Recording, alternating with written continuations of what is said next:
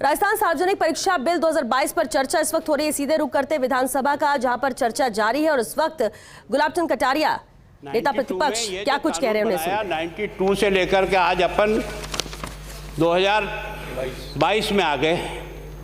30 बरस हुए।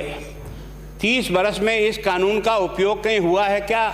मैं आज भी आपको बहुत कड़वे शब्दों में कह रहा हूँ, केवल और केवल अपनी झेप मिटाने के लिए इस कानून को ला करके उस बच्चे के उस दर्द को मिटाने के लिए तो छींटे डालने का प्रयास किया कि जिससे शायद हम इसमें सफल हो जाएंगे। हम इसमें सफल होंगे कि नहीं होंगे ये तो ईश्वर जानेगा। मतलब मैं सोचता हूँ कि हमने कानून की जिस तरह से धज्जियाँ उड़ाई है ना, कानून कभी रुकता नहीं है। ये धारा 6 थी जो पहले 92 में, उसमें कारावास जो 5 वर्ष से कम नहीं हो सकेगा 7 वर्ष तक बढ़ाई जा सकती है, तथा जुर्माना जो 15,000 रुपये से कम नहीं होगा लेकिन 1 लाख रुपए तक का जुर्माना होगा। अगर यही रोक देते तो अब तक अपन बहुत को अच्छी में पहुँच जाते। कानून बनाया आपने, सजा सख्त की, उसके लिए धन्यवाद। कानून से मेरा विरोध नहीं है, पर मेरा विरोध इस बात से है कि केवल कानून बना देने मात्र से इन समस्याओं का निदान नहीं होगा। या आपने धारा 7 जो 92 की थी उसमें कारावास 3 वर्ष तक का हो सकेगा, जुर्माना 5,000 रुपये, ऐसे इसमें सब कानून है। वही कानूनों को बदल करके आपने थोड़ा और सख्त करने का प्रयास किया। अब मैं सभापति महोदय ये विषय नहीं समझ पा रहा हूँ अभी तक कि एक कानून आपका 92 में था, इस नया कानून 2022 में लाने की आवश्यकता क्या पड़ी? या तो इस कानून को रद्दी की टोकरी में डालते हैं फिर इस नए कानून को लाते।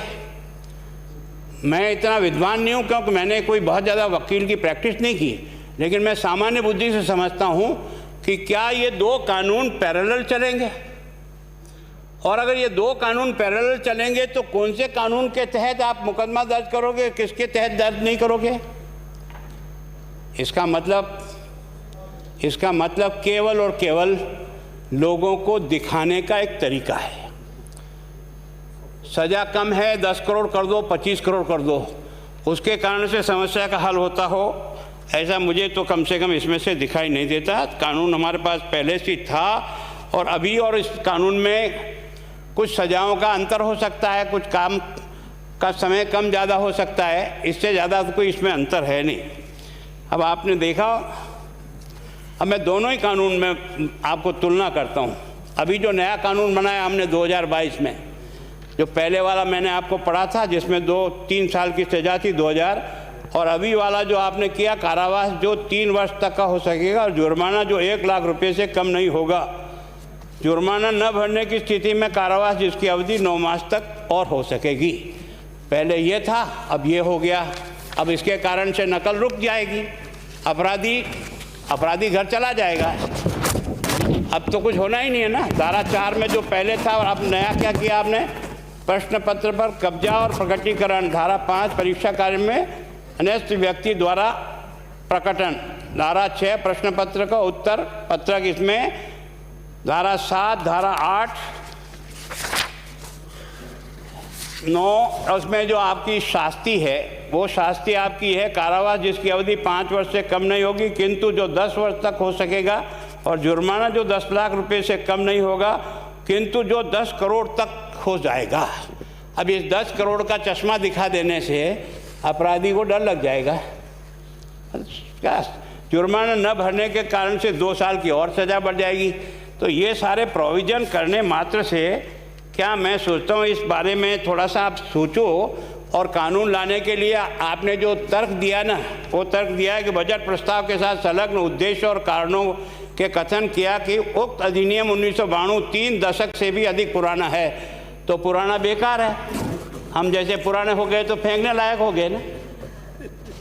मतलब जो कानून आपके पास है उसी कानून में अगर कुछ और सख्ती करनी थी, कुछ धाराएं उसमें जोड़नी थी, कुछ बढ़ाना था, घटाना था, उसी को कर लिया जाता, उसमें क्या अंतर पड़ जाता। लेकिन आपने इसमें जो है ना ये कह कर के इस दौरान इस मुद्दे से संगठित अपराध के आयाम का रूप ले लिया। ये संगठित अपराध क्यों हुआ?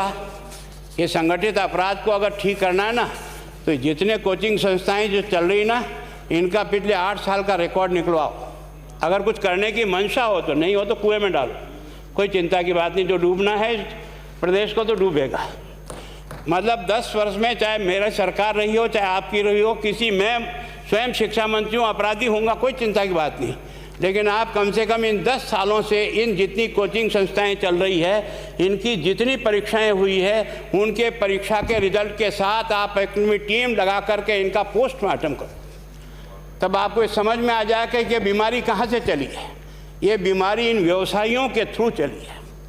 मैं और आप पेपर आउट करेंगे, पेपर लाऊंगा, 5 लाख दे दूंगा, 8 लाख दे दूंगा, मैं क्या 2 करोड़ 5 करोड़ 8 करोड़ दे सकता हूँ क्या? भैया ये सारे के सारे जो पैसे देने वाले बड़े बड़े दिग्गज लोग हैं, जो कोई 10 करोड़ में पेपर ले जाता है, कोई 3 करोड़ में ले जाता है, कोई 2 करोड़ में ले जाता है, फिर अपने कोचिंग संस्थान में रिजल्ट लाता है और उसके बाद बड़े बड़े पोस्टर बाहर लगाता है, मेरा 100% सिलेक्शन।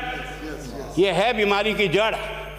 अगर मार करना चाहते हो तो यहाँ करो, तब तो जा कर के इसको कोई रोक सकोगे। बाकी से केवल मन को संतुष्ट करने का काम करो तो ये राजस्थान के उस गरीब बच्चे के साथ न्याय नहीं होगा, जो बड़ी मुश्किल से पढ़ता है, अपने घर में बूढ़े माँ बाप को भूखे मार के पढ़ता है और उसके बाद परीक्षा के लिए जाता है, रोता हुआ घर लौटता है। क्या दुख नहीं होता है? हम लोगों के मन में कोई रहम नहीं है कि आखिर उस बच्चे का क्या होगा जो अपनी बड़ी पीड़ा के साथ पढ़ रहा है। इन सारे पैसे वाले लोगों के पास में आपने सारी सरकारी नौकरियों को भेज दिया। मैं बहुत कड़वा सच बोल रहा हूँ। आज जो पिछले 8 साल में नौकरी में लगे ना, उन सब का भी पोस्टमार्टम कराओ, आपको लगेगा आधा फर्जी मामला निकलेगा। कोई है नहीं, कोई सोचने वाला है इस पर कि आखिर उसके दर्द को कौन जानेगा, है ना। जिस प्रकार से हमने परीक्षा के माध्यम से इन पैसे वाले लोगों को उतार करके सारे के सारे उन गरीबों की आशाओं के ऊपर पानी फेर दिया। रात और दिन पढ़ता है, भूखा प्यासा पढ़ता है, घर बेच करके पढ़ता है, खेत बेच करके पढ़ता है, लेकिन जब उसका सिलेक्शन नहीं होता तो जहर खा के मरता है। कोई इस पीड़ा को समझने के लिए तैयार नहीं है।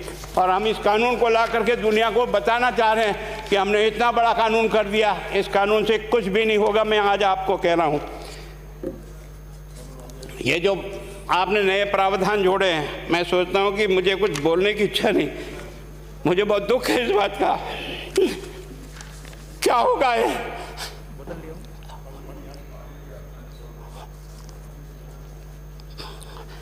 किस तरह की गैंग पालनी है उन्हें? पानी पिला दो है ना। मैं उस दिन भी पूछा था कि मैंने कहा ये शिक्षा संकुल पे है, जिन लोगों को ड्यूटी पे लगाया, इसको लगाने वाला दोषी कौन है, जिसके कारण से पेपर जो है ना काट करके निकाल दिया। ये तो ठीक है, भाग्य हमारा अच्छा था कि सवाई माधोपुर की घटना छूट गई और एसओजी को उसमें हाथ में लग करके कुछ केस लग गया। अगर वो केस नहीं लगता तो आज आपकी सारी नौकरी पर इन सब बड़े बड़े दलालों के स्कूल में पढ़ने वाले बच्चे होते और मेरा गरीब का बच्चा अपना घर लौट के जाता। क्या दुर्भाग्य है। और इस कारण से केवल इसके लिए खुश मत हो जाओ कि हमने कानून बहुत सख्त बना दिया इसलिए अपराधी रुक जाएगा। नहीं, सिस्टम को बदलना होगा, ये परीक्षा का सिस्टम चेंज करना होगा। मैं सोचता हूँ कि क्या हम इतने अक्लमंद बैठे हैं, क्या इस व्यवस्था को चेंज नहीं कर सकते?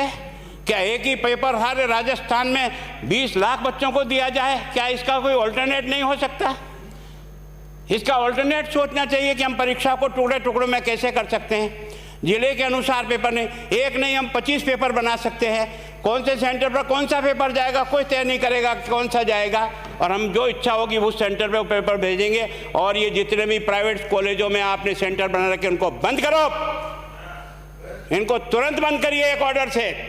जितने भी सरकारी विद्यालय है और सरकारी नौकर ही एग्जामिनर बनेगा और एग्जामिनेशन करेगा, तब तो आप इसको बचा पाओगे। ताकि आप और मैं कितने भी कानून बदल कर दें, आपका वो जांच करेगा, आपका वो अधिकारी आएगा।